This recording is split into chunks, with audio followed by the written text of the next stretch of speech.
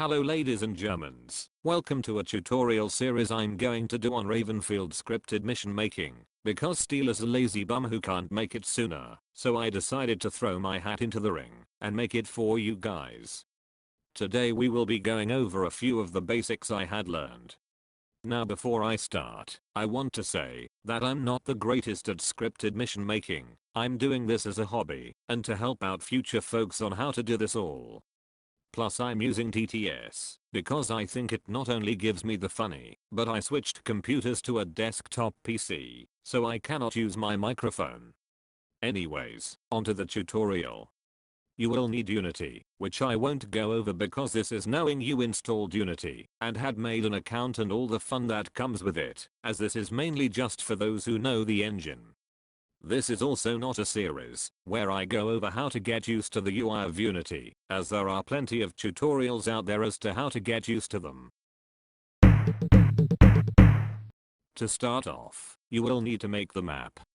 The map can be whatever your heart desires, but for the sake of this tutorial, we will be using a boring level I whipped up in 5 minutes. Just kidding, we will be using one of my existing maps, that being Cersei Bridge Jonified because yes. In order for this map to be compatible with mission making, you will need to lay it out like any other Ravenfield map you've made in Unity. If this is your first time, here's the gist. Place control points, name them what you want, assign a team for at least 2 of them, make a minimap camera that covers the whole map, or some of it, make a scenery camera. It's important because it's essential apparently. Use a reflection prober, which shows reflections, which is cool. Add a neighbor manager, so bots can go places, which you can assign capture points here. Also use the inventory and car pathfinding box, so AI can walk and stuff. And also use boat pathfinding box, if you have boats. Then you play the map, and go wow, what the heck is this bright stuff? It's so bright, and that's because you need to go into lighting and choose gradient. Use the eyedropper to color the sky a certain color, and turn the equator color all the way to white, or mostly white, and then you need to lower the brightness of the sky box too. That's how I do it. Don't know about you, but that's how I fix the brightness on my maps. But it's not scripted, you say. Let's make it more like a scripted mission. To start, we need to make a game object, and for the sake of organization, this is where I place all my scripted nonsense here, so I don't get sidetracked. This will be called data, and this will be the parent to all the stuff that goes into this very game object as far as scripted stuff is concerned. Next, we will add a component called scripted game mode. Here you can mess with certain stuff like what the mode is called, which we will call tutorial. Next we will go over what these values do.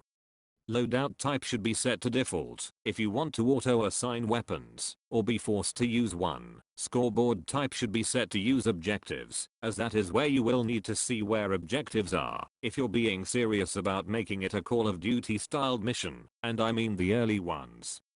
Next 3 should be self-explanatory. Personally I keep all 3 off because 1. Configuring flags is not a good idea for mission making. 2. I'd rather not set the game to after you win in which you keep fighting. And 3. Auto open loadout on start kinda messes with what I want to do, but unless you want to open your loadout and pick one upon startup, I'm not one to judge. Instant action game config and mutator config should be user defined as you need to use them if you want a forced configuration on the player. Auto assign the player to either blue or red, depends on what and where you want the player to be, although personally, keep them on the blue team or red team, either one goes. Bots capturing flags on default should be enabled, and disable spawn turrets and vehicles, since those should be enabled as scripted. Generating AI squad orders is up to you, but for me, they should be disabled if you want bots to go by what you assign them. Now with the fluff out of the way, time for the nodes. I call them nodes for a reason, and that's because that's what they are really, just things that help guide the player. Now what do you do with these? Let's get to the gist of things, and go over spawning. To even spawn our guys in, you need a game object, which you can copy and paste your data game object. Then, add a component, and type and start, and you will see trigger on start. This is what fires up the whole mission. Think of it like someone tipping over dominoes, causing a chain reaction. Also note that it is good practice to label your type of node that you use, so call it start, and go to this cube thing, and select the rectangle looking thing with any color you like, and it will give you a visual node on where it was. Also keep in mind that organizing your nodes is a good thing, as you can come back to one and fix it if it didn't trigger. Next, create another game object and name it player spawn. Then add a component called trigger spawn player, and there we go. For the sake of this tutorial, we will be using no restrictions on the player as far as weapons, and also the type that they carry. So go back to the start node we placed, and click on destinations, and type 1 in the box, and then you will see an element pop up. Select it, and you will see that player spawn pops up. Select it, and then we will test it out. So go to Ravenfield tools, and select test map or contend mod. This will take you right into the game itself, and boom. You are spawned in. I forgot to mention it, but destinations are important because it shows you the nodes that are fired off. Anyways, now on to spawning enemies. Place down another node, and name it enemy spawn, and then place the enemy spawn that way. Add a component, and type trigger spawn squad, and it will pop up.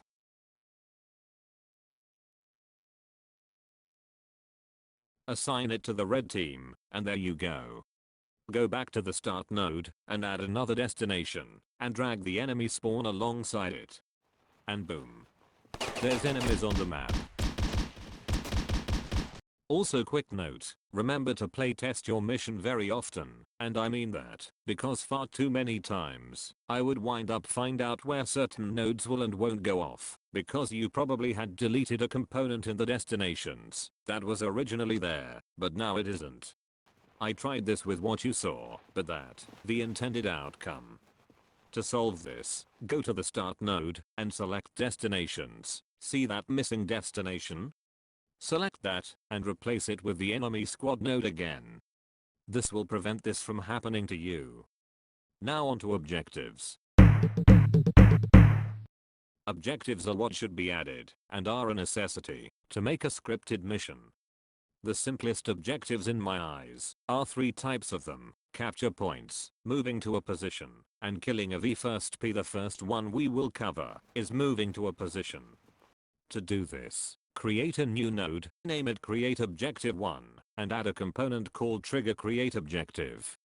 Name it move to this location, and add another node, and add a component called trigger volume. Adjust it so that it will be small enough for players to walk through, and there you will see that there is a check player only box.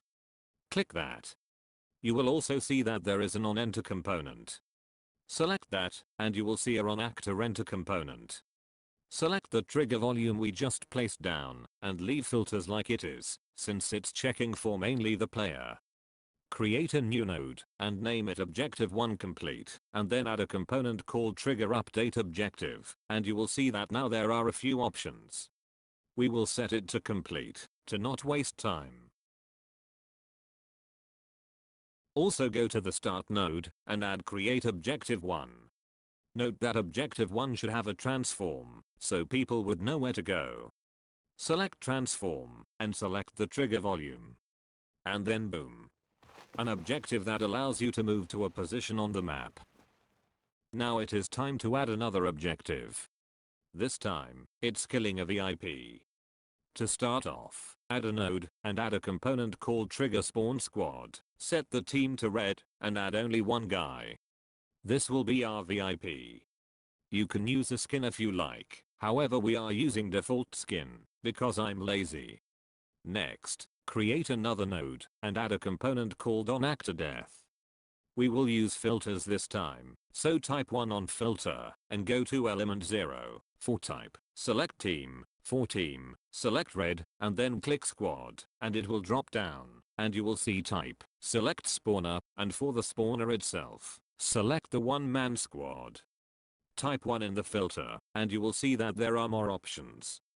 Select type and select member count greater or equal, and below that, type in 0 for the member count, and then select red.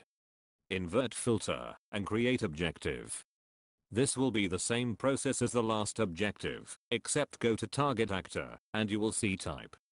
Select squad member, and below squad, select spawner, and select the squad itself. Oh yeah, also create another node, and add the component update objective, and just like last time, select the objective, and select complete. Go back to the node that has on death actor, and select on death at the bottom, and select objective to complete. Now to test it out in game.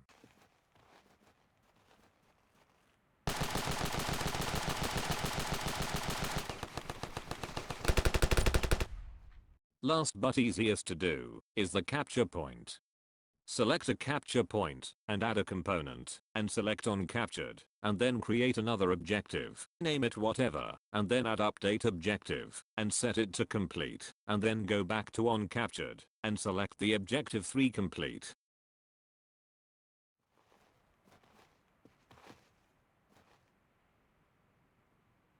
And that will be all. There will be more on the way hopefully, just wanted to jumpstart your journey for scripted mission making. Hope you enjoy, and I will see you in the next part. Goodbye.